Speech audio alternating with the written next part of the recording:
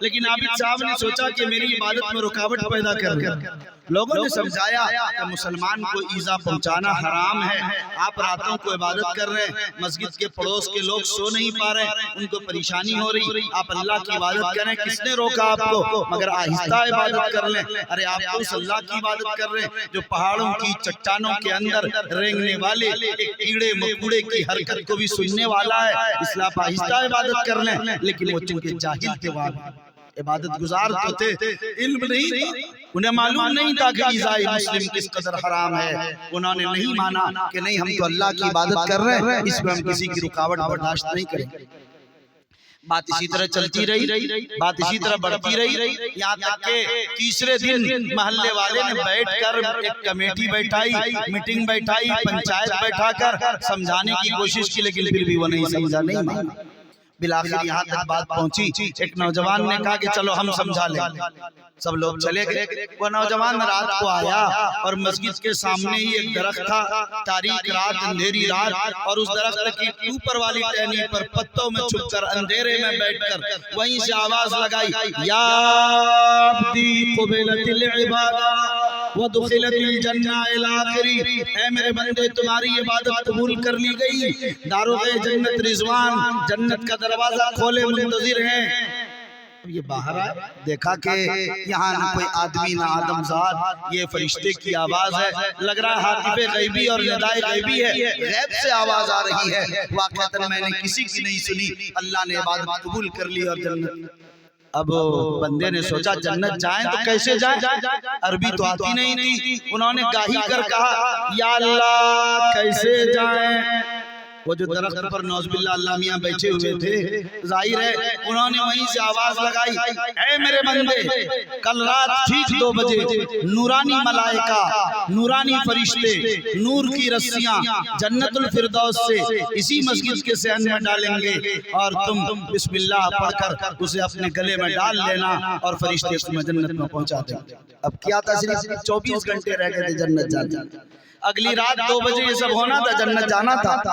صبح ہوئی بمشکل، فجر کے بعد گھر پہنچ گئے، بیوی بچے سے معافی تلافی کی کہ شاید آج کے بعد پھر ملاقات نہ ہو، محلے والوں سے گھوم پھر کر ملاقات بات کر کے ظہر سے پہلے نہا دھو کر مسجد، ظہر پڑھی، عصر پڑھی، مغرب پڑھی، عشاء پڑھی، اب عشاء کے بعد گھڑی پر ہی نگاہ کہ جیسے 2 بجے اور جنت میں داخل ہو۔ اب بیچارے نگاہ گھڑی پر تھی، تھوڑی سی اونگ آئی، اتنے میں 2 بج گئے، آواز آئی، وہ نوجوان رسی لے کر اسی درخت پر چڑھ کر چھپ کر پھر آج بیٹھ گیا وہیں چھپ چھپ۔ اب وہیں سے آواز لگائی ٹھیک 2 بجے، یا عبدی تم الوقت، اے میرے بندے وقت پورا ہو چکا۔ اب جو آنکھ کھلی، ہونگ رہے تھے بیچارے عابد صاحب، تو دیکھا گھڑی میں تو واقعی ٹھیک 2 بج گئے، کہا کہ لگ رہا ہندوستانی ٹائم نہیں ہے، واقعی معاملہ کتنا اچھا ہے، ٹھیک 2 بجے جنت کا ٹائم ٹیبل بھی کتنا درست ہے ماشاءاللہ۔ اور فوری باہر آئے، اندھیری رات تھی، اب نور کی رسیاں ٹٹولنی تھی، تلاشتے تلاشتے ٹٹولتے، وہ رسی جو جنت سے لٹک رہی تھی درخت کے واسطے سے، انہوں نے رسی کو پا لیا اور بسم اللہ کر کے، وہ نوجوان بھی اتنا تیز تھا، لگ رہا چلنیا ہی کر رہا ہوگا، وہ پھندا لگائے ہی ہوا تھا وہ کہ کیسے پھنس جائے، جیسے آپ لوگ پھنساتے ہیں۔ اب ظاہر ہے انہوں نے بسم اللہ پڑھ کے گلے میں ڈال لیا، اور جیسے گلے میں ڈالا تو انہوں نے جو درخت پر بیٹھا تھا کھینچنا شروع کر دیا، جیسے ہی کھینچا گلے، ہاں کیا ہوا، کہا یا اللہ بڑی تکلیف ہو رہی، کہا میرے بندے جنت جانے میں کہیں تکلیف ہوتی ہے، اور کھینچنا شروع، ہاں ارے بھئی کیا ہوا، کہا یا اللہ بڑی تکلیف ہو رہی ہے، کہا اللہ کے بندے جنت جانے میں کہیں تکلیف ہوتی ہے، اور کھینچنا شروع کیا، یہاں تک کہ رسی گلے میں بیٹھ گئی، سانس رک گئی، گھٹنے کے قریب تھی، زبان باہر آ گئی، آنکھیں نکلنے لگی، چہرہ متغیر ہو گیا، زرد ہو گیا، اب دم ٹوٹے، جب ٹوٹے آواز لگائی اس نوجوان نے کہ یا اللہ مجھے ایسی جنت نہیں چاہیے جس جنت میں گلے میں رسی ڈال کر کھینچا جاتا۔ وہ جو اللہ میاں بیٹھے ہوئے تھے درخت پر، انہوں نے رسی ڈھیلی کر دی، نیچے آ گئے، جلدی سے رسی چھوڑائی اپنے گلے سے، بھاگے یہاں سے گھر، اور رات کے 3 بج چکے تھے اس سب معاملات میں۔ جب گھر پہنچے تو دروازہ کھٹکھٹایا، بیوی نے کہا کون؟ کہا کہ تم بھی پوچھ رہی کون؟ ارے جلدی دروازہ کھولو۔ کہا تم تو کہہ رہے تھے ملاقات نہیں ہوگی، کوئی جنات تو نہیں آیا تمہارے بدلے میں تمہارا حمزہ؟ کہا رہے میں ہی، جلدی دروازہ کھولو۔ اب بیچارے اندر گئے تو کہا کہ یہ مولوی لوگ جو ہیں بڑے حرامی ہوتے ہیں اور بڑے دھوکے باز، بڑے عیار، مکار، دغا۔ ارے بھائی گالی کیوں بول رہے؟ رکو تو ذرا، اتنی گالیاں کیوں بول رہے؟ کہا رہے تم بھی کہہ رہے رکنے؟ ارے تم تو بڑے بڑے برغے پالا کرتے تھے، ان تبلیغی جماعت کے امیر صاحب کو کھلانا ہے، یہ مولانا صاحب کو کھلانا ہے، یہ جماعت کے امیر صاحب سے بچ کے رہنا، بڑے ہی جھوٹے، بڑے مکار۔ کیا ہوا یہ تو بولو۔ کہا کہ در حقیقت میری بیوی خدا کی قسم جنت کچھ بھی نہیں، جنت میں تو گلے میں رسی ڈال کر کھینچا جاتا۔ تو بیوی بھی اتنی پڑھی لکھی تھی، بیوی نے کہا کہ اچھا؟ کہا کہ تم بھی اب بھی کر اچھا، یقین نہیں؟ یہ دیکھو گلے میں رسی کا یہ نشان، جنتی سے بھاگ کے تو آیا ہوں ابھی۔ کہا کہ اچھا؟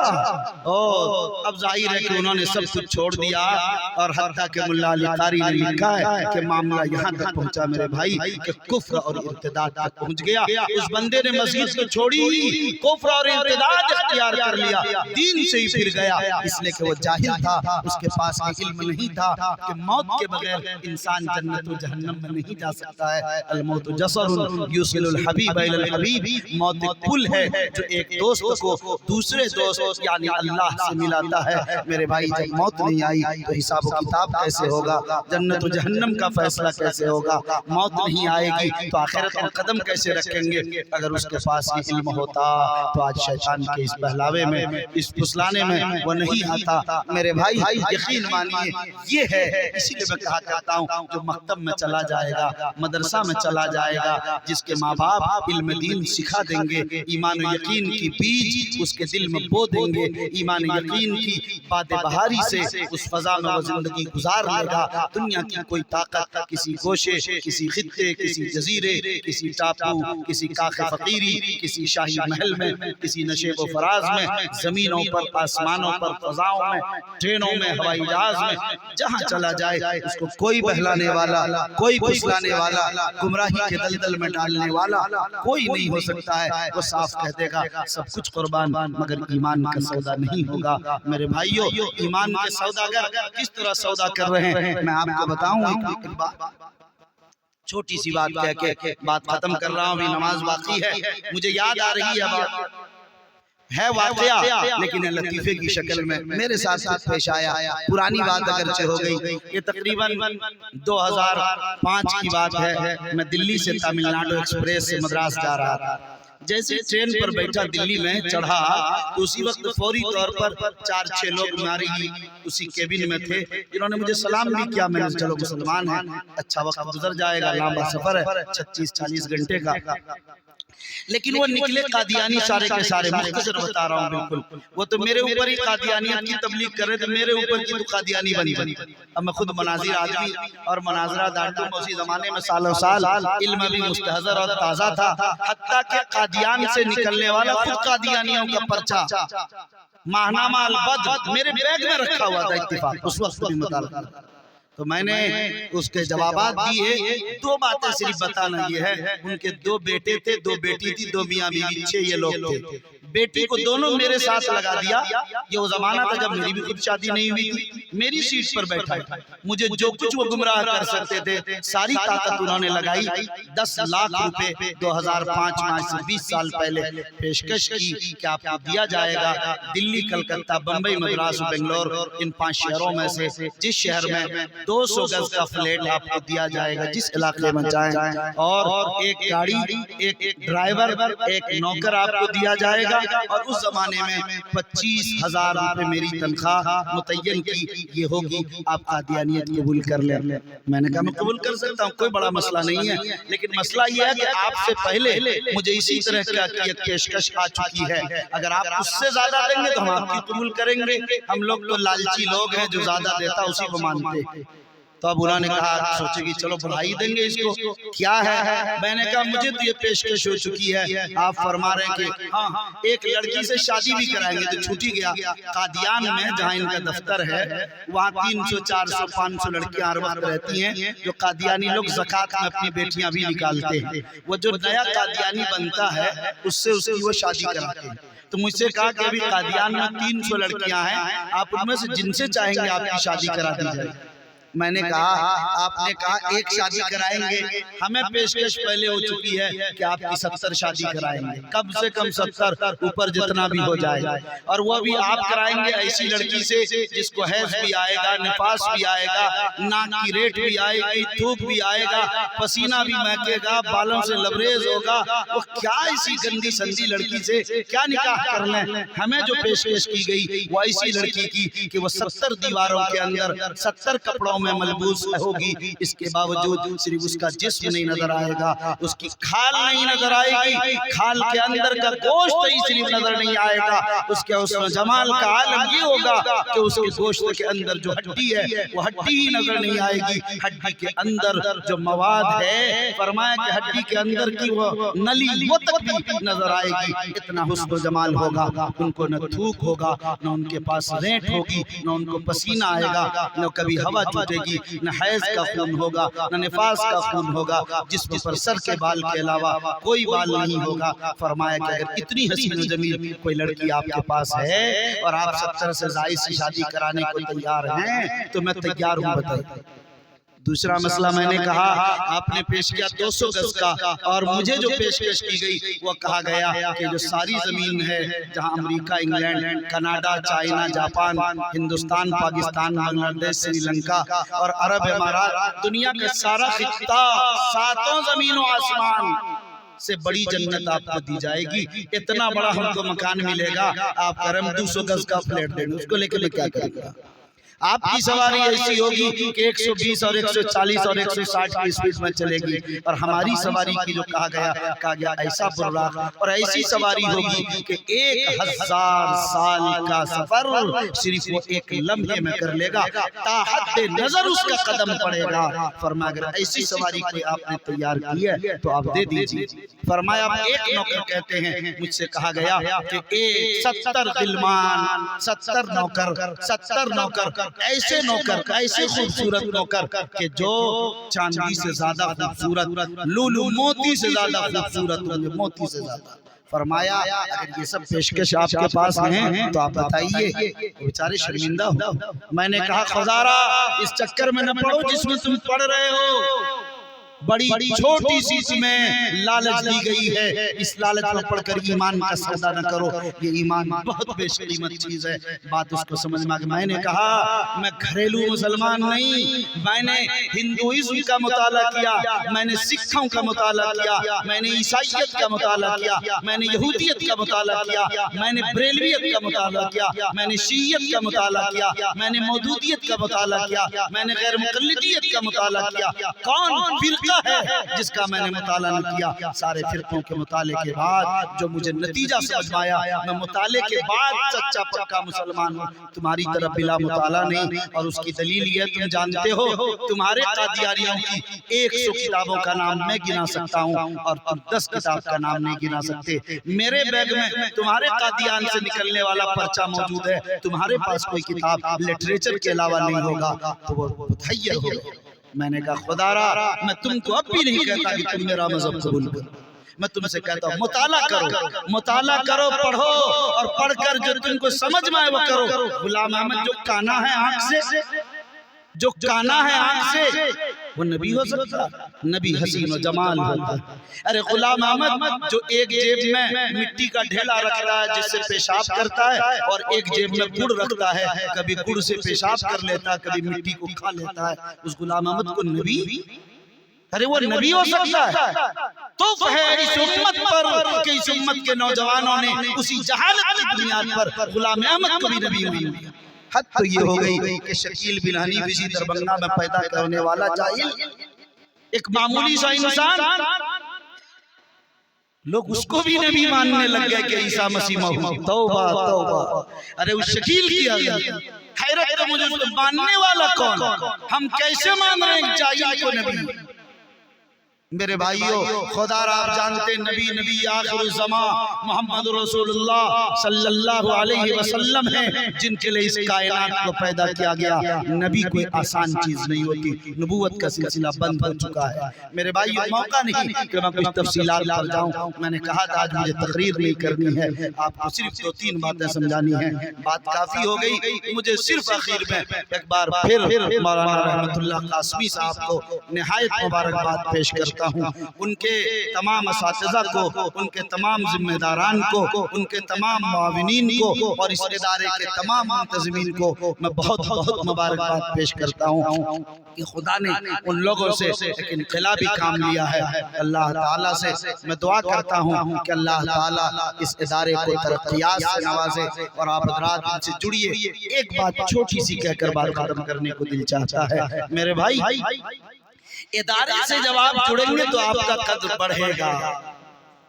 ایک بات اچھی طرح سمجھ لیجیے، میں کہا کرتا ہوں کہ لوگوں زمینوں کے بنا لینے، جائیدادوں کے بنا لینے، پلاٹوں اور فلیٹوں کے جمع کر لینے سے، دولت، عزت، عظمت، کرسی، طاقت جمع کر لینے کی بنیاد پر اگر آپ کا بیٹا انگلینڈ جا کر لاء پڑھ کر آ گیا، آپ کا بیٹا امریکہ جا کر میڈیکل پڑھ کر آ گیا، آپ کا بیٹا جاپان جا کر پڑھ کر آ گیا، آپ کے بیٹے نے چائنا میں ظاہر بزنس شروع کر دی، اور آپ کے بیٹے نے دبئی میں بڑا بزنس شروع کر دیا، خدا کی قسم آپ کی پرسنل ترقی تو کہلا سکتی ہے، یہ معاشرے کی ترقی نہیں کہلا سکتی، قوم کی ترقی نہیں کہلاتی ہے۔ قوم کی ترقی ہوتی ہے جب قوم کا، گاؤں کا مکتب ترقی کرے گا، جب گاؤں کا مدرسہ ترقی کرے گا، جب گاؤں کی مسجد ترقی کرے گی، جب گاؤں کا مرکز ترقی کرے گا، جب گاؤں کا اسکول ترقی کرے گا، جب گاؤں کا کالج ترقی کرے گا، جب گاؤں کا ہاسپٹل ترقی کرے گا، تب آپ کی ترقی ہوگی۔ آپ کی ترقی کا راز پوشیدہ اور مضمر اسی کے اندر ہے۔ اس لیے میرے بھائیوں،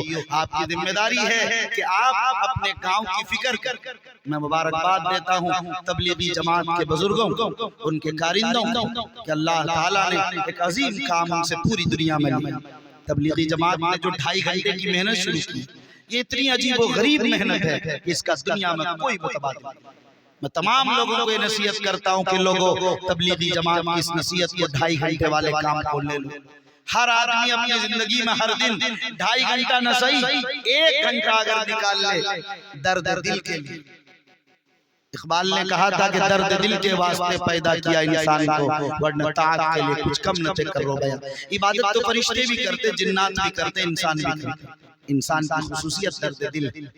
خلق خدا کا وہ جو بیمار ہے کون اس کا پرسان حال ہے، وہ جو تڑپ رہا کون اس کا پرسان ہے، وہ جو بیوہ، وہ جو یتیم ہے، وہ جو مسکین، وہ جو ضرورت مند ہے، وہ جو مقروض ہے، وہ جو مظلوم ہے، وہ جو سسک رہا ہے، وہ جو کسی کے دباؤ میں ہے، وہ جو پریشان حال ہے۔ ہر آدمی اپنی جگہ پر اگر خاموش ہے، معاشرہ ترقی نہیں کر سکتا۔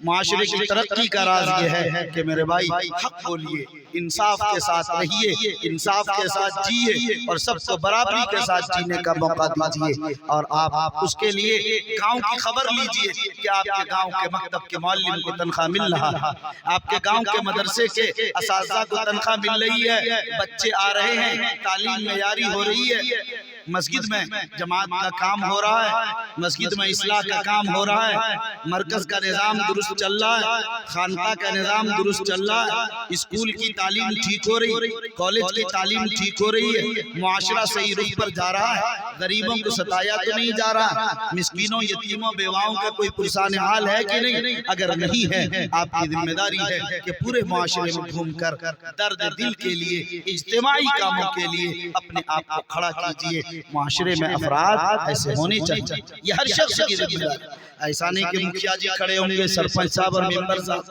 ایسا نہیں کہ امام صاحب، مدرسے کے محتمم صاحب، مدرس صاحب، معلم صاحب کھڑے ہوں گے۔ آپ سب کی ذمہ داری ہے، ہر انسان کی ذمہ داری اپنی جگہ پر ہے کہ وہ خود اپنے پورے معاشرے کی فکر کرے، اس کی تعمیر، اس کی ترقی، اس کے استحکام کے لیے سوچے۔ میرے بھائیوں، اگر آپ نے سوچا اور آپ نے یہ درد دل پیدا کیا، یہ خلق خدا اللہ کی عیال ہے۔ کل اللہ پوچھے گا میں بیمار تھا، تم نے میری مزاج پرسی پرسی نہیں کی، بندہ کہے گا اللہ آپ اور بیمار، آپ تو شفا دینے والی ذات شافی مطلق ہے۔ اللہ فرمائیں گے اگر تمہارے محلے میں، تمہارے پڑوس میں فلاں شخص بیمار تھا، اگر اس کی بھی ذات پرسی کرتے تو تم مجھے ان کے پاس پاتے۔ فلاں میں بھوکا تھا، تم نے کھانا نہیں کھلایا، یا اللہ آپ بھوکے، کہیں گے کہ اگر فلاں کو کھانا کھلاتے جو بھوکا تھا تو مجھے ان کے پاس پاتے۔ اللہ ان غریبوں کے در پر ہے، اللہ ان یتیموں کے پاس ہے، اللہ اس درد دل کے پاس ہے، اللہ اس مظلوم کی آہ کے پاس ہے۔ کاش آج آپ ان ضروریات کو محسوس کریں کہ دین اس کا نام ہے، دین کسی لمبی چوڑی ٹوپی کے پہننے کا نام نہیں، دین کسی حج و عمرہ کر لینے کا نام نہیں، خدا کی قسم دین کسی تہجد اور اشراق کا نام نہیں، دین ان معاملات کا نام ہے، دین اس درد دل کا نام ہے، اس مزاج شریعت کا نام ہے، اس مذاق شریعت کا نام ہے، اتباع شریعت کا نام ہے، اتباع سنت کا نام ہے، تواضع انکساری کا نام ہے، ضیافت کا نام ہے، جود و سخا مہمان نوازی کا کام ہے، دوسروں کے کام آنے کا نام، یہ اسلام ہے۔ میرے بھائیو، اسلام کے مزاج کو پہچانیے اور اسلام کے مزاج کو اپنائیے۔ آج مجھے یاد آتے ہیں محترم جناب الحاج فضل الرحمان صاحب دامت برکاتہم العالیہ، جنہوں نے چلنیا کی سرزمین کو علماء سے آشنا کیا، اور ہر چھوٹے بڑے عالم اور مجھ جیسے گنہگار اور خیروں کو بھی انہوں نے بڑی عزت و عظمت دی، اور ہمیشہ بچپن سے یاد کرتے اور جہاں ملتے اس عظمت کے ساتھ ملتے کہ ہم لوگوں کی جب ہماری عمر 15 سال تھی اور ان کی عمر 45 سال ہوگی، ہماری جوتیاں سیدھی کر دیتے۔ میرے بھائی، علم کی قدر جنہوں نے پہچانا، صرف وہ نہیں، ان کی نسلوں میں علم و عمل کا سلسلہ شروع ہو گیا۔ آج حفظ الرحمان صاحب کو آپ نے دیکھا، ایوارڈ بھی دیا، اور 2 بچوں کے حوالے سے آپ نے ان کو ایوارڈ دیا۔ اللہ تعالیٰ انہی خیر کے کاموں کو سنتے اور جانتے، اور اسی کی بنیاد پر نسلوں میں علم و عمل کے سلسلے کو جاری کرتے۔ میرے بھائی، میں آپ حضرات کو بہت مبارکباد پیش کرنا چاہتا ہوں اور یہ آگاہ کرنا چاہتا ہوں کہ آپ نے تعلیم میں اور دینی تعلیم کے میدان میں بھی ایک بڑا قیمتی سلسلہ شروع کیا ہے۔ یاد رکھیے، اس سلسلے کو جاری رکھیے، نظر بد سے خدا بچائے، اور جو کوششیں جاری ہوئی ہیں اللہ اس کو آگے بڑھائے، میری یہی دعا ہے۔ حضرت مولانا مفتی احتشام اختر صاحب بھی ہیں، ان سے بھی میں گزارش کروں گا کہ آپ بھی اس گاؤں کے سپوت ہیں، آپ بھی اس کے لیے محنتیں کیجیے، کوششیں کیجیے، توجہ دیجیے، سرپرستی فرمائیے، اور جس قدر زیادہ سے زیادہ ہو سکے اس سرسبز و شاداب گلستان کو ہمیشہ آباد رکھنے کی، اور اس کی آبیاری کے لیے، اس کے استحکام کے لیے، اس کو قوت بخشنے کے لیے زبان سے کلمہ خیر کہہ کریے، تعاون کے ذریعے سے، مال کے ذریعے سے، جان و مال کے ذریعے، اپنی اولاد کے ذریعے بچوں کو فراہم کر کے جس انداز سے بھی تعاون کر سکیں تعاون کیجیے۔ خدا کی قسم اگر آپ نے اپنا رشتہ علماء اور اداروں سے جوڑ لیا، دین اور دینداروں سے جوڑ لیا، خادم دین اور خدام دین سے جوڑ لیا، خدمت گزاروں سے جوڑ لیا، یقین مانیے کہ آپ نے اللہ سے رشتہ جوڑ لیا۔ اگر اللہ سے رشتہ جوڑنا صرف یہی ایک ہی راستہ، اس کے علاوہ کوئی راستہ نہیں۔ میں نے صرف بہار نہیں، ہندوستان کا کوئی اسٹیٹ کا کوئی ضلع نہیں، دنیا کے مختلف ملکوں میں میرے اسفار ہوتے ہیں، لیکن میں دنیا کے جس جزیرے میں اور جس خطے میں بھی گیا، میں نے جب وہاں معلوم کیا یہ جو لوگ ہیں یہ کون علماء ہیں، یہ کون صلحاء ہیں، یہ کون عارفین و سالکین ہیں، یہ کون تبلیغی جماعت کے عمراء ہیں، یہ کون ہیں جو خانقاہوں کے صوفیاء ہیں، یہ کون ہیں جو جود و سخا کے پیکر ہیں، یہ کون لوگ ہیں جو ادارے اور تعلیمی ادارے قائم کر رہے ہیں اور چلا رہے ہیں۔ اس کی پشت پر یہی نکلا کہ ان کے باپ دادا نے دین کی قدر خدمت کرنے والوں کی خدمت کی ہے، ان کے باپ دادا نے علماء کی قدردانی کی ہے۔ میرے بھائیوں، آپ یہی تعریف اٹھا کر پڑھیں گے، لوگ مجھ سے کہتے ہیں کہ حضرت دعا کر دیئے میرا بچہ حافظ ہو جائے، حضرت دعا کر دیئے میرا بچہ عالم ہو جائے۔ میں کہتا ہوں کہ لوگوں، اگر اپنی اولاد کو حافظ و عالم بنانا چاہتے ہو تو تمہیں 2 کام کرنے ہیں۔ ایک تو یہ کہ ماں باپ دونوں مل کر تہجد کے وقت میں اٹھ کر اللہ کے سامنے مانگو، گڑ گڑاؤ، ماں باپ سے زیادہ کسی اور کی دعا اولاد کے حق میں قبول نہیں ہوا کرتی ہے۔ اور دوسرا کام یہ کرو کہ تم علماء کی جوتیاں سیدھی کرنی شروع کر دو، علماء کو ہدیہ دینا شروع کر دو، علماء کی عظمت اس کے تقدس کو اپنے دل میں جگہ دینا شروع کر دو۔ علم کا احترام، علماء کا احترام، مدارس کا احترام، قرآن کا احترام، اللہ کے کلام کے احترام کو اپنے دل میں جگہ دے دو۔ خدا کی قسم تمہارے بچے عالم اور حافظ بن جائیں گے۔ اگر کسی وجہ سے اولاد عالم نہ ہو سکی تو میں ضمانت لکھ سکتا ہوں آپ کے لیے کہ آپ کے پوتے پوتی نواسے نواسی میں علم کا سلسلہ جاری ہو جائے۔ یہ میں نہیں کہتا، صاحب ہدایہ علامہ برہان الدین زرنوجی نے خود تعلیم المتعلم کے اندر ان کے شاگرد نے وضاحت کے ساتھ لکھ دیا ہے کہ اگر بیٹا نہیں تو ان کا پوتا ان کی اگلی نسل میں علم عمل کا سلسلہ جاری ہو جائے گا۔ اور جو کوئی اگر چاہے کہ ہم استہزاء کریں، تمسخر کریں، ناقدری کریں، برائی کریں اور پیچھے سے عالم بھی بنا لیں، ایسا نہیں ہو سکتا۔ اللہ عالم الغیب ہے، وہ دلوں کے حالوں سے واقف اور رازوں اور بھیدوں کو جاننے والا۔